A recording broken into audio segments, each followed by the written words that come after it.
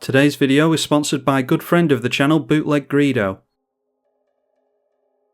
Chishiro the Shattered Blade versus Nekusar, Rafiq of the Many, and Feather the Redeemed. Going to empty that hand pretty quickly, but we are up against a Nekusar player, so I don't think it particularly matters. We will keep on this one. Just seeing tap lands from my opponents, we draw into Alpha Authority. Yeah, let's set ourselves up with an untapped land from Arid Mesa. That can take us into Hardened Scales. I want to save the Gift of Paradise for once our commander has come into play. Could have played it here off the back of a Mana Crypt, but I think we're up against players that can destroy Mana Crypt. I'll risk seeing a wheel and leave the Mana Crypt in our hand, aiming to get our commander out next turn, and then hopefully our commander can see Alpha Authority and Gift of Paradise and the like. Boros Signet for Feather, a Nightscape Familiar from Nekusar, making their spells cost less. And there is another land for us, so play the land and the Mana Crypt into our Chishiro. Seeing a Thought Vessel from Feather now, seeing quite a few bits of mana that are colourless.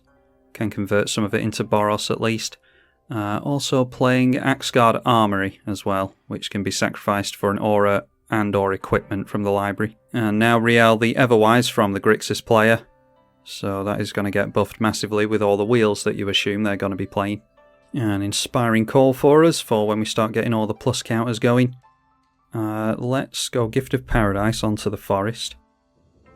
And that will trigger our commander, giving us a 2/2 Spirit. We will gain 3 life from the Gift of Paradise as well, and that land will now tap for 2.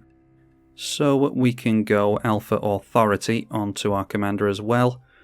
That will give it hexproof and say that it can't be blocked by one or more creatures. So obviously making another Spirit for us. Going to shock in a Stomping Ground as well, and then we can get another Spirit by casting the Shadow Spear, or having the Shadow Spear enter, I should say. There is a distinct difference there. Then might be worth worrying about Rafiq, but the Feather is accelerating on mana, so I'm going to go in for 4 commander damage towards Feather. Chishiro triggering at the end of the turn, it becomes a 6/6 because it is modified, so that is 2 plus counters going on there, thanks to the Hardened Scales. Another colourless bit of mana, Sunhome Fortress of the Legion. Double strike for 4 and a tap.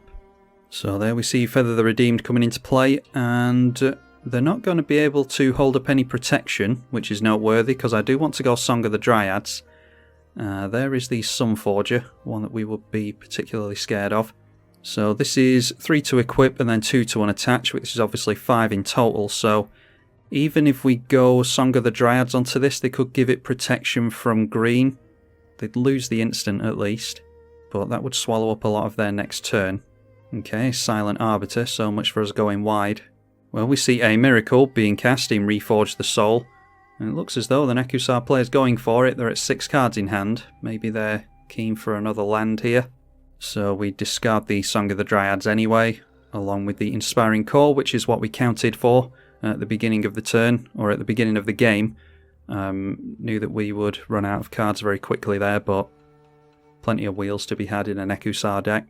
Also noteworthy that we did get Balagad Recovery, so we can grab the song back if we want to. We draw into a Chaos Warp, which might be worth putting onto the Feather. Let's go for some more ramp before anything else. Overgrowth is going to have a land tap for 2 green, and that is going on to the Pain land. Makes another Spirit token for us, of course. And then we will equip the Shadow Spear onto Chishiro. That will give it +1/+1 Trample and Lifelink. So now it's a 7/7 with those keywords and hexproof. And then, yeah, I was debating going for the Sword of the Animist there, but I think I'd just rather hold up the Chaos Warp, maybe go for that onto Feather. So yeah, going to swing in at the Rafiq player here. Don't like the idea of having my token switched off. So they take 7 commander damage, we go up to 44. And then let's just go in for the Chaos Warp here onto the Feather. They get into a Plains off of that, which is about the best Chaos Warp that you could hope for. They were struggling a little bit on white mana, especially considering the double white from Feather, so yeah, rather that than a basic. Then we get a couple more plus counters on the Chishiro, so that is now a 9/9. Feather back into play once again, making use of the mana rocks. Leaving white mana up this time, so I assume that he's got some protection. And here we see ourselves a questing beast. Can't be blocked by creatures with power 2 or less, so that makes it unblockable to us. Might be time to get Renata out next turn so that we can start making some 4/4s. Surprisingly not swinging in with that. It does have Death Touch and Vigilance, so don't see why they wouldn't have taken a free shot at us for 4. And now we see Nekusar coming into play. They have 1 mana held up, so could have counter magic back up. I don't think they'll be able to wheel here. Drawing a couple of cards here, going to be dealt a damage per card we draw, thanks to Nekusar, of course. First one is Rishkar. And then we get Valdruk as well, so I think we're doing alright on the token front. Don't want to play into a board wipe, although if we're going to be forced to discard this stuff anyway, then don't necessarily have to play around it too much. I think I still want to go for the Renata here. Not drawing into any lands, unfortunately, so might have to just play out the Balaged Recovery as a tap land. So yeah, in order to keep up on lands, wanted to get this Sword of the Animist out last turn, but decided against it to get rid of Feather, so we'll play out the Sword of the Animist now, and we can start getting rampant growths with this thing. When that entered, we got a 4/4 Spirit, a 2/2 with 2+ counters on it, thanks to both Renata and the Hardened Scales. We'll put Sword of the Animist onto Chishiro. And then we're playing Gao Balaged Sanctuary in tapped, because I think we're going to be discarding that anyway, and we do want to keep as many lands as possible. So now it is dodging the Death Touch, questing Beast, and we'll go in towards Feather. Sword of the Animist triggers, and we will get a rampant growth. They are just taking the damage here, so going to go up to 14 points of commander damage. We go up to 52 life, can't protect our board with a heroic intervention or anything at the moment, unfortunately, so we'll just have to pass at that. Looking at the modified creatures at the end of the turn, 2 more plus counters on Chishiro, taking it up to a 12/12 as it stands now. 2 more plus counters going on the Spirit, so that's jumped up to a 6/6. The Sunforger being equipped to the Feather.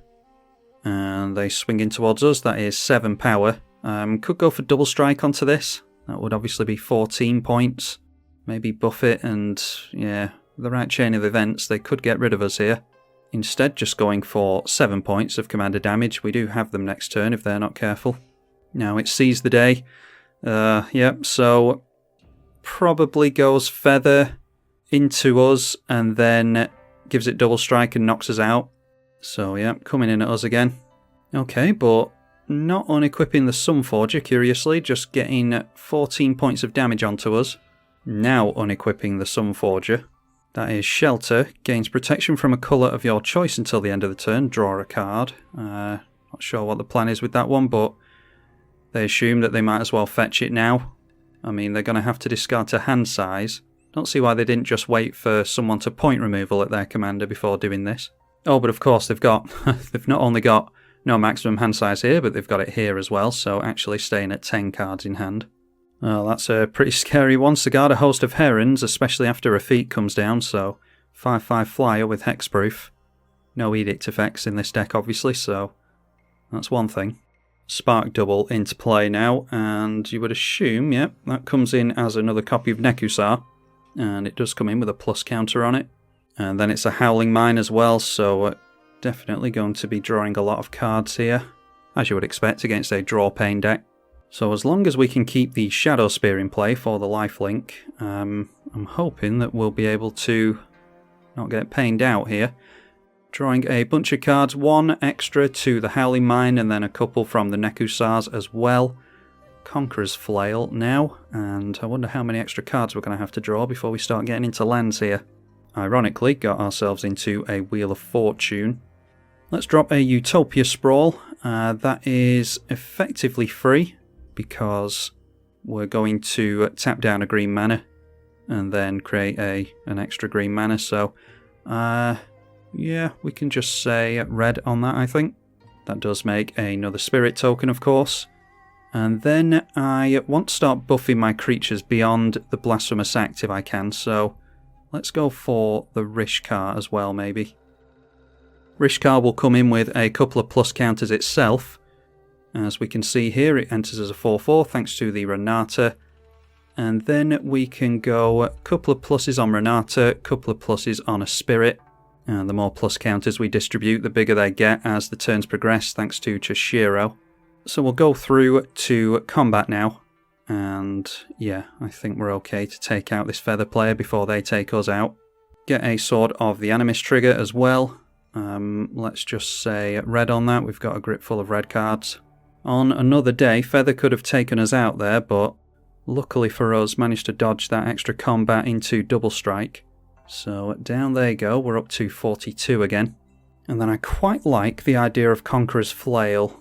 So yeah, let's get that in. Conqueror's Flail will allow us to put another plus counter, or a couple of plus counters on this because it is equipped at the end of the turn. Nettle Seist will come in with a germ that has plus counters on it, so even if we re-equip this, it won't. The germ token won't die, which is a rare occurrence. So let's play out the Nettle Seist as well. Chishiro making another spirit. Obviously, Nettle Seist is a living weapon, as we just said. So we get ourselves a germ token that's actually a 13/13 as it stands now. It'll be a 2/2 when the Nettle Seist is unequipped. And then we might as well tap down some mana and go for the Valdruk as well.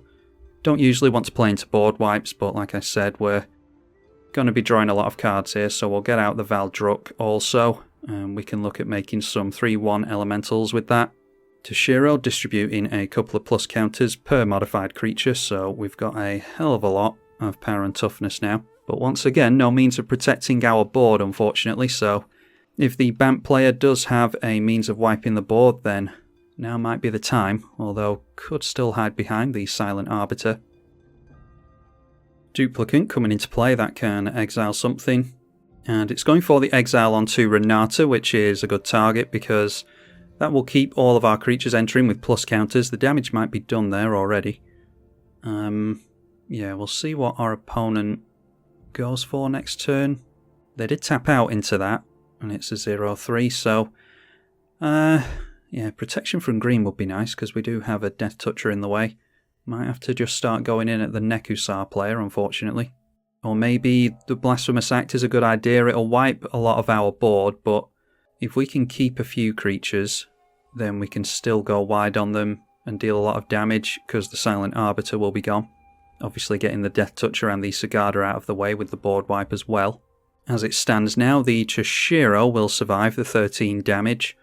Whatever the Nettle Seist is equipped to will survive it as well, so maybe just put that onto the Valdruk. Maybe suit up the Valdruk next turn and then go for the Blasphemous Act and turn sideways. Oh, Peer into the Abyss, that gets us.